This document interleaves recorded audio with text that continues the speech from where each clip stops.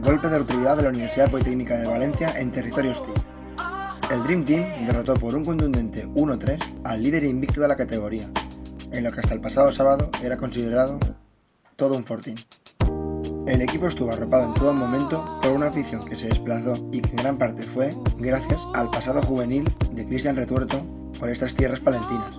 Cabe destacar que Álvaro Villalba volvió a buscar en el baúl de los recuerdos, ya que amenazó, y de qué manera, con tirar del modo cono. Pero la aparición de Carlos Galera en el campo le recordó la posibilidad de un mundo mejor, y volvió al campo con un cuchillo entre los dientes, como alma que lleva el diablo. Además, cuenta la leyenda que consiguió pegar un zaguero en 4 metros, pero como se ha dicho, es un mito que nadie se atreve a confirmar.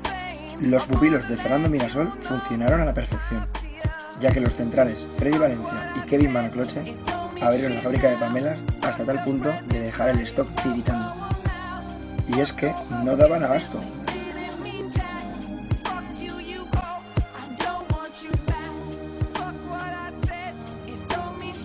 Carlos Acedo volvió a ser esa roca defensiva, como se le recuerda a la Roca Turán en el Pro 5. Javier Monfort atacaba contra tiro y bloqueo a grito de ¡por encima!, sin importarle lo que tenía enfrente, pues el temor es algo que el míster nunca ha inculcado a sus jugadores. Tito Sento sacó repertorio de recursos varios, después de pasarse por el kiosco y adquirir toda la colección de El Guerrero del Antifaz, apta para todos los públicos, por supuesto. Con su actuación, Tomás Cervetti decidió dar durante un rato entrada al bateador oficial del equipo, recién llegado de la NHL, Raúl Ródenas, una vez acabada la temporada de tiro con arco.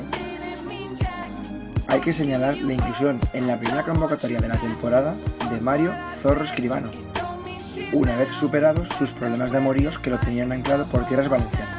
Con esta victoria, el equipo continuó en la estela de los equipos de arriba y este sábado jugarán un partido clave contra el colista para ver las aspiraciones reales de un equipo que enamora con su juego.